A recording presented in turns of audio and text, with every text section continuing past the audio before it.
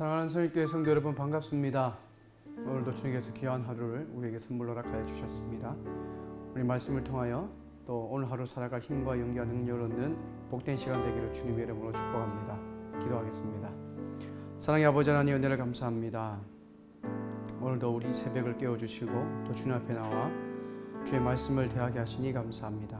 이 말씀이 오늘을 살아가는 힘과 용기와 능력을 얻는 복된 시간, 나를 살리는 주의 말씀을 깨닫는 시간 되게 하여 주옵소서. 걸어가신 예수님의 이름으로 기도드립니다. 아멘. 8월 28일 토요일 이 새벽 우리에게 주신 하나님의 말씀은 사사기 10장 10절에서 18절까지의 말씀입니다.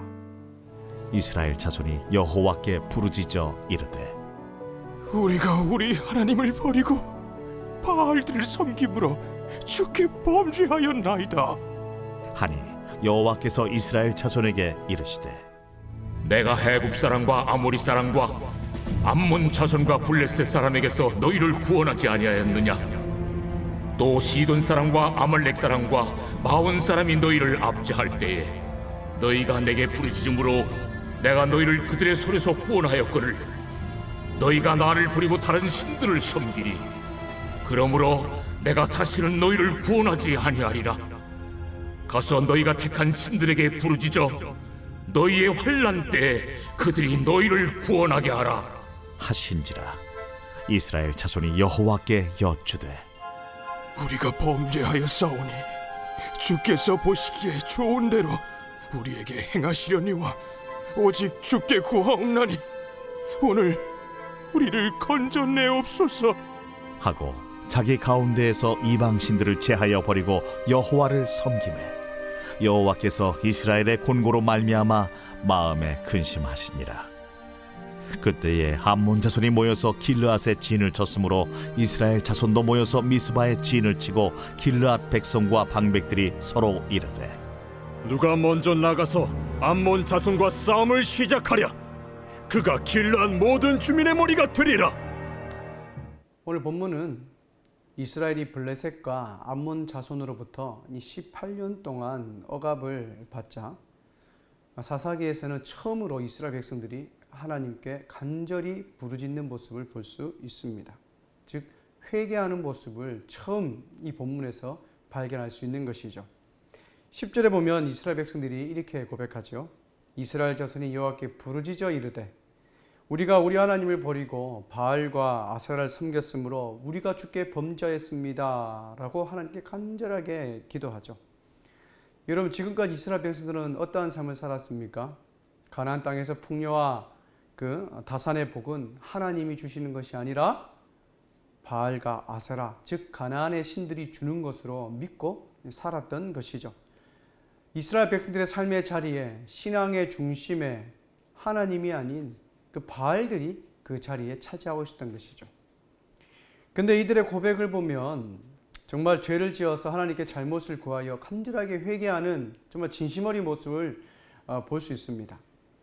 그런데 반대로 자세히 보면 하나님께 용서를 구하거나 어떻게 보면 은혜를 구하는 호소를 발견할 수가 없어요.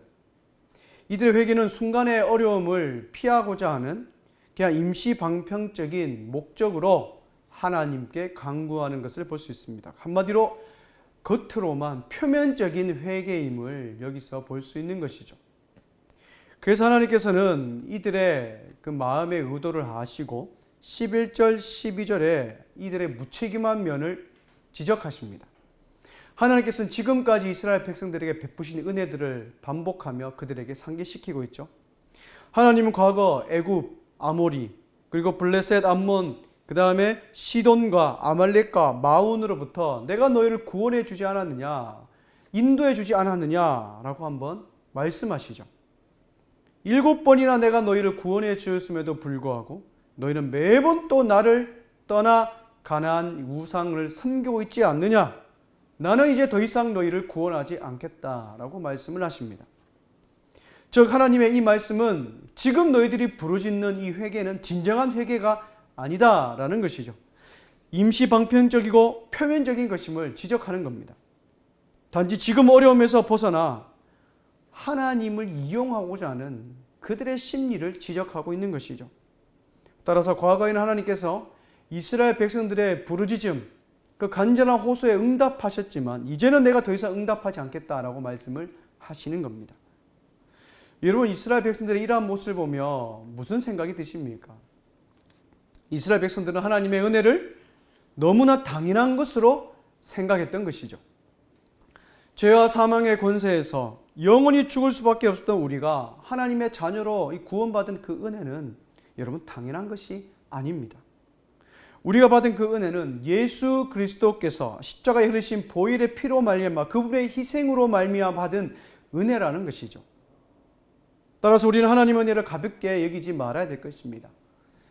그렇다면 우리가 하나님의 은혜를 가볍게 여기지 않는다라는 것은 무엇을 의미하는 걸까요? 그것은 과거의 삶으로 다시 돌아가지 않는 것을 의미합니다. 회개하면 용서해 주신 하나님만 믿고 회개기도 하지 뭐라는 그런 마음 자체가 하나님의 은혜를 가볍게 여기는 것이며, 우리를 위해 십자가에서 피 흘려 죽으신 그 예수 그리스도의 그 희생을, 그 은혜를 너무 가볍게 여기는 것이죠. 물론 우리가 죄를 지었을 때는 하나님께 나가 회개하고 용서를 구해야 됩니다. 그러나 문제는 마치 하나님께 용서받는 것이 당연한 권리인 마냥 그렇게 생각해서는 안 된다는 것이죠.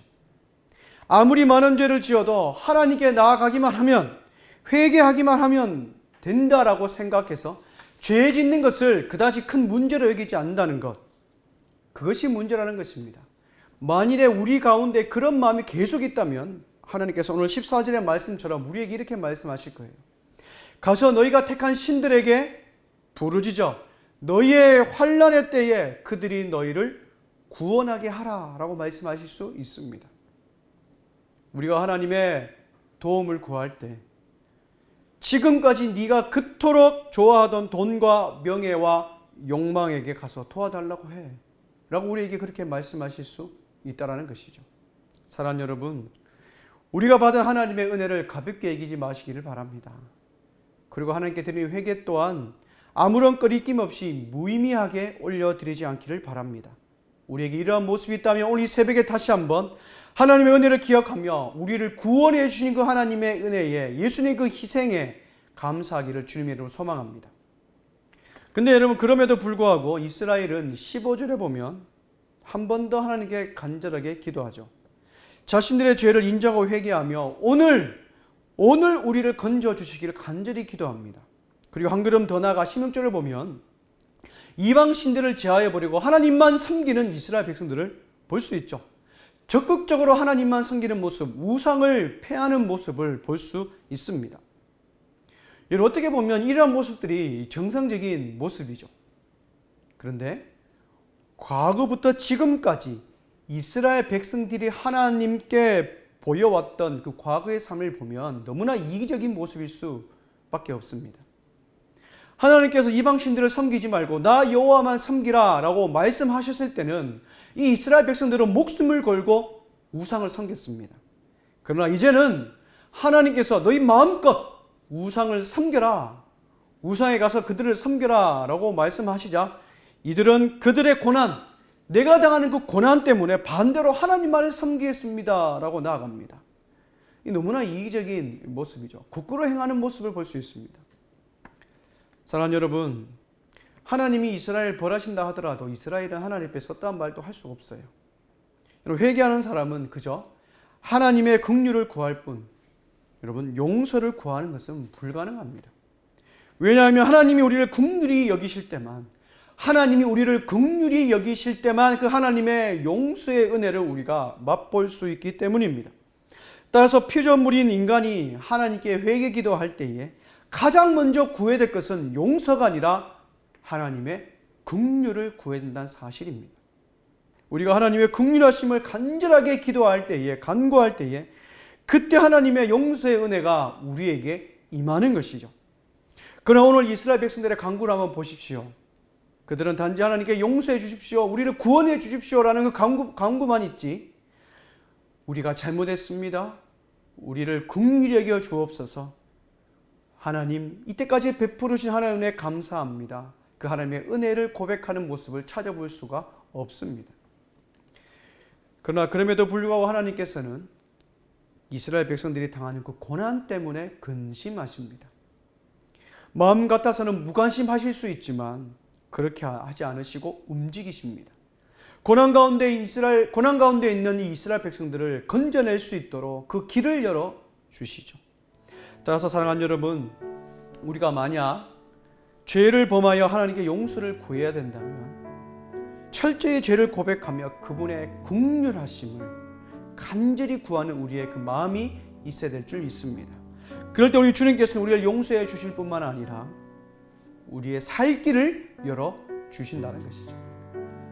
또한 우리가 믿고 섬기는 하나님은 변함없이 우리를 사랑하시고 은혜를 베푸시기를 원하시는 신실하신 분임을 다시 한 번 더 가슴에 새기를 바랍니다. 그리하여 그분께 말뿐인 회개, 말뿐인 사랑, 말뿐인 헌신, 말뿐인 순종이 아니라 진실함으로 그 받은 사랑과 그 은혜로 오늘 우리 자신을 주님께 온전히 드리는 복된 하루 되기를 주님의 이름으로 축복합니다. 기도하겠습니다. 사랑의 아버지 하나님, 은혜를 감사합니다. 오늘도 생명 주시고 말씀 앞에 우리 자신을 드러내게 하시고 말씀 앞에 서게 하시니 감사합니다. 하나님, 우리가 날마다 주님께 나아갈 때에 우리의 이기적인 모습으로 주님께 나아가는 것이 아니라 하나님의 긍휼하심의 그 은혜를 간구하며 하나님께 나아가는 긍휼한 마음을 회복시켜 주옵소서. 그리하여 주님의 긍휼하심 구할 때에 우리를 용서하시고 우리의 살 길을 열어주시는 놀라운 은혜를 경험하길 소망합니다. 하나님 함께하여 주옵소서. 걸어가신 예수님의 이름으로 기도드립니다. 아멘. 사랑하는 설교회 성도 여러분, 다시 한번 말씀을 읽고 묵상하면서 우리에게 주신 하나님의 말씀을 다시 한번 깨닫는 복된 시간 되기를 주님의 이름으로 축복합니다. 감사합니다.